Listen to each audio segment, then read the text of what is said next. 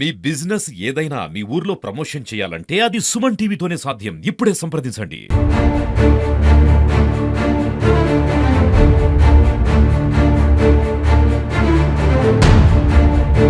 సాయంత్రం తీసిపోయారు, ఎప్పుడు తీసిపోయి స్టేషన్కి తీసిపోయారంట. తీసిపోయినాక బాగా కొట్టారంట. కానీ కొడుకు ఊరికి చెప్పుకోలేదు. చెప్పుకోకుండా ఎవరికి చెప్పుకోకుండా మయ్య తిరిగి తిరిగి సమాజగాళ్ళు ఉన్నారు. పడినంత బలంగా ఉంది, ఎవరికైనా చెప్పుకోలేదు. ఇంటికి చెప్పినా ఏది చెప్పినా నీ పిల్లలకి నీ భార్యకి ప్రమాదం ఉంటుంది. మీ ఇంటిల్లాలు కూడా పెట్రోల్ పోసి తలగా పెడతాం. నువ్వు రౌడీవి కేసు అని నేను పెడతా. ఎవరంటున్నారు? వాడిని వీళ్ళిద్దరి మధ్యలోనే ఈ గొడవ వచ్చింది. ఇసుక అక్రమ రవాణా అని చెప్తా అంటే వాడు పెడితే పిల్లగాని తీసుకుపోయి కొట్టారు, టార్చర్ పెట్టారు. Hello, welcome to Suman TV. ప్రస్తుతం మనం డొనకల్ నియోజకవర్గంలోని తోడేలగూడెం గ్రామంలో ఉన్నాము. ఈ గ్రామంలో ఉన్నటువంటి ఒక వ్యక్తి పగడాల సతీష్ గత కొన్ని రోజుల క్రితము ఒక సెల్ఫీ వీడియో తీసుకుంటూ పోలీసులకు పంపించాడు. ఆ సెల్ఫీ వీడియోలో నా మరణానికి కారణం ఈ ఊరి పెద్ద మనుషులు, వీళ్ళ వల్లనే నేను ఆత్మహత్య చేసుకుంటున్నానని చెప్పేసి తను పురుగుల మంది తాగి దగ్గరలో ఉన్నటువంటి ఖమ్మంకి ఆసుపత్రికి వెళ్ళగా అక్కడ చికిత్స పొందుతూ తను చనిపోవడం జరిగింది. అయితే వాస్తవం ఏంటిది, ఎందుకు చనిపోవాల్సి వచ్చింది, అసలు ఏం జరిగింది, పెద్ద మనుషులు ఎందుకు తనని వేధించారు, అసలు అలాంటి విషయాల గురించి తెలుసుకున్నాం. అయితే మనకు తెలిసిన ఒక విశ్వసనీయ సమాచారం ప్రకారం ఇది ఒక అక్రమ ఇసుక చేస్తుండగా ఒక ఇరు వర్గాల మధ్యలో వచ్చిన గొడవ అని మనకు తెలిసింది. ఇది వాస్తవమా ఏంటిది? ఇక్కడ మనతో పాటు సతీష్ యొక్క భార్య ఉన్నారు. సతీష్కు 27 సంవత్సరాలు, నాకు 2 పిల్లలు, భార్య. చాలా చిన్న వయసులోనే అనాథ చేసి పోయాడు. ఏం పేరమ్మా? రమ్య నా పేరు. రమ్య, మీకు ఎలా జరిగింది? మీ ఆయన చనిపోయినప్పుడు ముందు రోజు కానీ మీకు చెప్పాడా? చెప్పిండు, ఇట్లా చేస్తుర్రు అట్లా చేస్తుర్రు, నన్ను ఇట్లా ఇబ్బంది పెడుతుర్రు, ఇట్లా టార్చర్ పెడుతుర్రు అని చెప్పిండు. అంటే టార్చర్ అంటే ఎందుకు ఈ టార్చర్ వచ్చింది? మీకు పెళ్ళి ఎన్ని సంవత్సరాలు అవుతుంది? పెళ్ళి 6 సంవత్సరాలు. పెళ్ళి 6 సంవత్సరాలు, 2 పిల్లలు ఉన్నది. అంటే ఈ టార్చర్ పెట్టే క్రమంలో అంటే మీకు చెప్పుకొని బాధపడుతూ అంటే ఏ విధంగా టార్చర్ పెడుతున్నారు వాళ్ళు? అంటే ఎలాంటి మాటలు అంటున్నారు? ఎన్నాళ్ళున్నా సంపుతాం, ఇట్లా చేస్తాం, అట్లా గొడవలు, ఇట్లా పిల్లల్ని ఎడబాపిండు, ఇట్లా అట్లా. రమ్య, మీకు పెళ్ళైపోయి 6 సంవత్సరాలు అయినా కూడా మీ భర్త వయసు 27 సంవత్సరాలు. చాలా చిన్న వయసులోనే మీ భర్తను కోల్పోయారు. ఇప్పుడు ఏంటి మీ పరిస్థితి? మనకి న్యాయం జరగాలి, నా పిల్లలకి నాకు న్యాయం జరగాలి. ఇంతవరకు 5 రోజులు అయింది, ఏం న్యాయం చేయలేదు. అంటే ఎలాంటి న్యాయం కావాలనుకుంటున్నారు? నాకేం న్యాయం చేస్తారో చెయ్యండి. నా భర్త ఎలా చచ్చిపోయారో వాళ్ళు కూడా అలా చేయండి. వాళ్ళని నేనెట్లా ఏడ్చినో వాళ్ళు కూడా అట్లా ఏడవాలి. నేను ఎట్లా బతకాలి? నా పిల్లల్ని వేసుకొని, 2 పిల్లగాళ్ళని వేసుకొని, నా పిల్లలు పసి పిల్లగాళ్ళు. మొత్తానికైతే ఇక్కడ మీరు విన్నారు కదా, సతీష్ భార్య మాట్లాడుతున్నది. అంటే తను మాట్లాడలేని పరిస్థితి ఉన్నది, ఇంకా డైనమాలో ఉంది. తనకు అసలు ఎలా జరిగింది ఏంటి అని కూడా చెప్పుకోలేనంత బాధతో ఉన్నది. తనకు 2 పిల్లలు, తను చాలా చిన్న వయసులోనే దాని భర్తను కోల్పోయి ఒంటరి అయిపోయింది. అసలు ఇలాంటి పరిస్థితి అసలు ఎవరికి జరగకూడదు. ఒక అక్రమ రవాణాలో వచ్చినటువంటి గొడవలు ఇవి ఒకరి మీద ఒకరు కేసులు పెట్టుకోవడానికి వచ్చి అవి వ్యక్తిగతంగా మారిపోయి ఒక మనిషి ప్రాణాలు తీసుకునేలాగా చేశాయి. అంటే ఈ ఊరు పెద్ద మనుషులు అంతగా తనని హింసించారని తెలుస్తుంది. అంటే ఎంతగా హింసిస్తే తను ఎంత బాధపడితే ఆత్మహత్య ప్రయత్నం చేయాలి. కానీ ఇక్కడ ఉన్నటువంటి వీళ్ళ బంధువులు చెప్పేదంటే మేము కూడా పోలీసులను కేసు పెట్టాము, కానీ నన్ను అంటే సతీష్ను మాత్రమే ప్రతిరోజు తీసుకెళ్లేసి పొద్దున్న సాయంత్రం దాకా స్టేషన్లో కూర్చోపెట్టేది అని చెప్పేసి వాళ్ళు చెప్తున్నారు. ఇక్కడ మరికొందరు ఉన్నారు వాళ్ళ బంధువులు, వాళ్ళతో మాట్లాడదాము. అసలు సతీష్ ఎలా ఉండేది, వీళ్ళతోని ఎలాంటి వ్యక్తి, ఇసుక అని కాకుండా ఇంకా వ్యవసాయం అని చేసేదా, అలాంటి విషయాలు కూడా మాట్లాడడం జరిగింది. ఏం జరిగిందంటే సారు, మాకు ఇలా అన్నదమ్ములు పంచాది. మేము ఇల్లు పంచుకుంటున్నాం. పెద్ద మనిషి దూరాన వచ్చిండు, మా బావోళ్ళు పిలిచారు. మా బావోళ్ళు పిలిస్తే పెద్ద మనిషి దూరాన్ని వచ్చి ఆయన వెనకేసుకొని మా ఆయన ఎట్టబడితే తిడుతుండు. పెద్ద మనిషి తీరాన్ని తిడితే మా ఆయన అండగా, నువ్వు పెద్ద మనిషి అయితే పెద్ద మనిషి తీరగా మాట్లాడు, ఒక అన్యాయం చేయొద్దు, ఒక న్యాయం చేయొద్దు అని అంటే మా ఆయన గల్లా పట్టిండు. ఎవరు గల్లాబట్టి?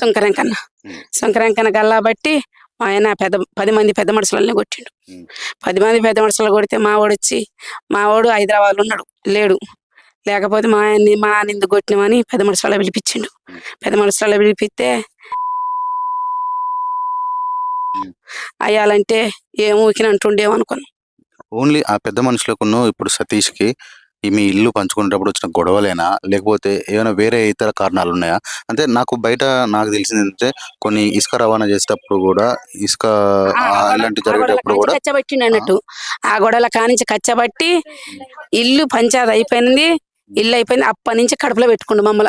ఎట్లా నిస పెట్టాలే, 3 ఏళ్ల కానించి మమ్మల్ని ఎట్లా దొక్కాలే, ఎట్లా ఈళ్ళని ఏం చేయాలని కడుపులో పెట్టుకొని వాడు యాడ మమ్మల్ని టార్చరు, యాడికి పోయినా టార్చరు. వాళ్ళనేగయ్యా, వీళ్ళనేగయ్యా, మా పాలోళ్ళనేగయ్యా, పంకోళ్ళనేగయ్యా, ఎక్కడ ఇరికియ్యా, మమ్మల్ని కేసులలో పెట్టియ్యా అన్నీ చేత్తండు.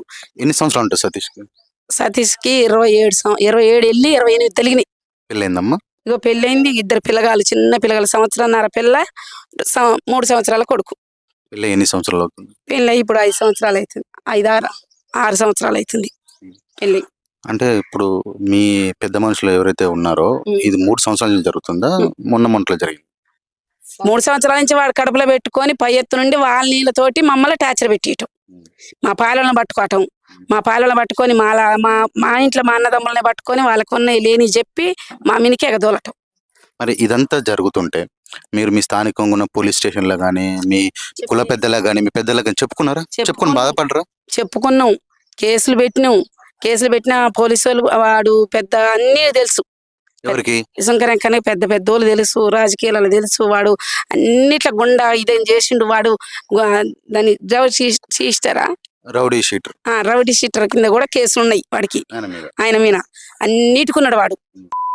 అనుకున్నాడు, సంపుతా అనుకున్నాడు, ఎవరన్నా ఎదురు మాట్లాడితే వాడిని కొడతా అనుకున్నాడు. అన్నిటికి 2 కొడుకులు, తండ్రి. మరి ఇదంతా జరుగుతుంది పోలీసులకు చెప్తే వాళ్ళేమన్నారు?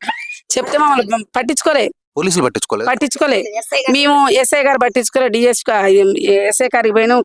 అందరికి మేము పోయి కేసు పెడితే మా కేసుని తీసుకుని చేసారు, వాడి కేసుని ఫైల్ చేశారు. అంటే మీ స్థానికంగా ఉన్నాడు ఏ పోలీస్ స్టేషన్ అమ్మా? Dornakal police station. అక్కడ అంటే సిఐయా ఎస్ఐయా? సిఐ చేసిండు, ఎస్ఐ చేసిండు, ఇద్దరు. అంటే మీరు కలిసినప్పుడు ఏమన్నాడు మరి సిఐ? నాకు మీ ఊరికి పోయిన చూసి నా కొడుకుని పట్టుకపోయారట ఏది పోలీసులు. ఎందుకు పట్టుకపోయాలని మరి అడగలేదు? ఎందుకు పట్టుకపోయారంటే అందరూ ఆ 2 నెలల కానించి శంకరంకని ఇల్లుకి కాలనీ వస్తాయని ఇసుకలు తోలుతారు. నేను కొన్ని 2 నెలలే బండి ట్రాక్టరు. అయితే నేను అన్నగా చుట్టూ పారి పెట్టుకున్నాను కొడక, ఉసుక అయిపోతే ఉసుక ఆడ దొరుకుతుంది మనకు కూడా 4 ట్రక్కులు దోలు అంత వెళ్ళా. ఎక్కడిది ఇసుక? ఎక్కడ? ఏట్లే ఏరు వాగంట. ఏ పేరు? ఎన్ఆర్ పాగులో ఉత్తనే కొట్టకొచ్చిన ఉసుకే. మొత్తానికైతే ఇప్పుడు వాళ్ళ తల్లిగారు చెప్పేది విన్నారు కదా. ఇదంతా ఒక ఇసుక అక్రమ రవాణా చేస్తున్న సమయంలో ఇక్కడ ఒకే కులానికి, ఒకే సామాజిక వర్గానికి చెందినటువంటి వీళ్ళు, అంటే వాళ్ళ మధ్యలో వచ్చినటువంటి గొడవ అది మెల్లిమెల్లిగా దారి తీస్తూ ఈ గొడవగా మారి ఏంటంటే వాళ్ళ మీద వీళ్ళు, వీళ్ళ మీద వాళ్ళు పోలీస్ స్టేషన్లో కంప్లైంట్లు కూడా ఇచ్చుకోవడం జరిగింది, పిటిషన్లు ఇచ్చారు. కానీ పోలీసులు మాత్రం వన్ సైడే మాట్లాడారు అని చెప్పేసి ఇక్కడ వీళ్ళ కుటుంబాలు అంటారు. మాట్లాడి నా కొడుకుని రోజు పొద్దుటీలు సాయంత్రం తీసుకుపోయి అల్ల కూర్చోబెట్టి సెల్లులు ఇవ్వకుండా మాకు ఫోన్లు చెప్తానికి సెల్లులీలే నా కొడుక్కి. రోజు తండ్రి ముగ్గురు పోయి వాడిని నిలబెట్టి కొట్టించారట. కొట్టించి బాగా టార్చర్ పెట్టి అదని ఇదని వాళ్ళని తీసుకుపోయి కేసు పెట్టి వీళ్ళని తీసుకో గుండా ఇదేం కేసు కింద పెట్టిస్తారట. పెట్టిస్తుంటే నా కొడుకు పరువుకు మాకు చెప్పుకోలే. పరువు చెప్పుకోకపోతే ఆడిపోతున్నావు కొడుక అంటే స్టేషన్ కాడికి పోతున్నా అంటున్నా కానీ ఇవన్నీ జరిగినాయి మాకు చెప్పుకోకుండా ఈ ఉసుక కాడ నా కొడుకు 10 బండ్లు పోయినట. 10 బండి పోయి 11వ బండి నా బండి పోతుంది. 11వ బండి పోతుంటలకే నీ బండి పోవటానికి రూల్ లేదని నా కొడుకుని ఆఫ్ చేశారట. ఆఫ్ చేసేలకే నా కొడుకు బండి పక్క దొప్పించి పక్కకేసుకొని పోయిండట. పక్కేసుకొని పోయి రోడ్డు ఎక్కంగానే రోడ్డు మీద అన్నదమ్ములు వచ్చి 2 కొట్టిరట. అయితే ఈ ఊరు పక్కనే అంటే తోడేలగూడానికి పక్కన ఉన్నటువంటి ఒక వాగులో ఉన్నటువంటి ఇసుకని అక్రమంగా తరలిస్తున్న సమయంలో ఇక్కడ మీ సతీష్ కును ఇదే బండి కూడా పోయింది. ఆయన బండి ఇప్పుడు 2 నెలల నుంచి తోలుతుంది. శంకరం కన్నా పవను చింటి కాదు శరణు ముగ్గురు చేయబట్టికే నా కొడుకు నిలువున చంపారు. అంటే ఈ తోడలగూడెంలో ఇదే ఇంతకుముందు చెప్పుకున్నట్టు ఈ ఇసుక అక్రమ రవాణా చేస్తున్నట్టు ఈ ముగ్గురు మధ్యలో గొడవలు రావడం జరిగింది. దీనిలో మొదటగా సుంకర వెంకన్న అనే వ్యక్తి మీకు గొడవలు రాగా మీరు ఇద్దరు ఒకరి మీద ఒకరు కేసులు పెట్టుకున్నారు. కానీ పోలీసులు మాత్రం ఈయనొక్కనే సతీష్ని మాత్రం పట్టుకుపోయారని చెప్పేసి ఉన్నాడు. కానీ సతీష్కు 27 సంవత్సరాలు, పెళ్ళైంది, 2 పిల్లలు.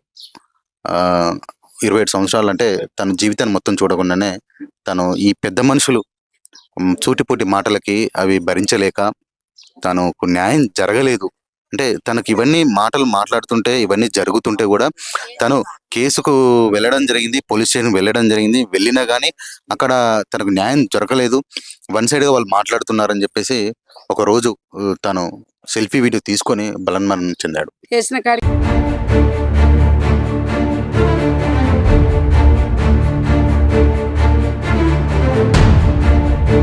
సాయంత్రం తీసిపోయారు, ఎప్పుడు తీసిపోయారు స్టేషన్కి తీసిపోయారంట. తీసిపోయినాక బాగా కొట్టారంట.